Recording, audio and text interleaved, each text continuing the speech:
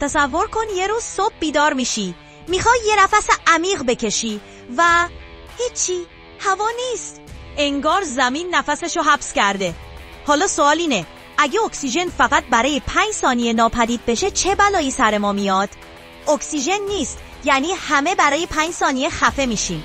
البته کسی نمیمیره، چون یه فرد معمولی میتونه 30 تا 60 ثانیه نفسشو نگه داره. ولی مغز سریع هشدار میده که یه چیزی غلطه.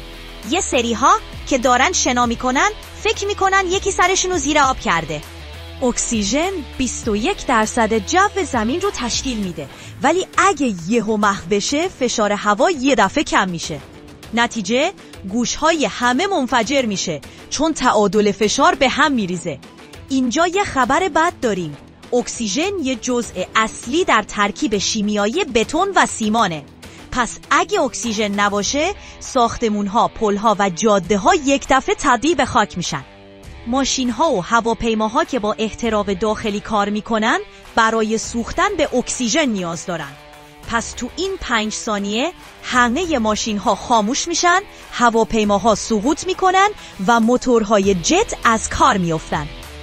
اتمسفر بدون اکسیژن نور خورشید رو دیگه مثل قبل شکست نمیده. پس آسمون یهو سیاه میشه. کی چراغو خاموش کرد؟ بعد از 5 ثانیه همه چی برمیگرده سر جاش. مردم دوباره نفس میکشن، ولی خرابی هایی که اتفاق افتاده درست نمیشه. هواپیماهایی که سقوط کردن دیگه بلند نمیشن. ساختمونایی که ریختن جاشون خالی میمونه و ملت هنوز دارن گوشاشونو ماساژ میدن. پس دفعه بعد که یه نفس عمیق کشیدی یادت باشه اکسیژن از اون چیزاییه که تا وقتی هست قدرشو نمیدونی. خب شما چی فکر میکنی؟ اگه اکسیژن قطع بشه چه اتفاقای دیگه ای میفته؟ تو کامنت ها بنویسید و سابسکرایب یادتون نره.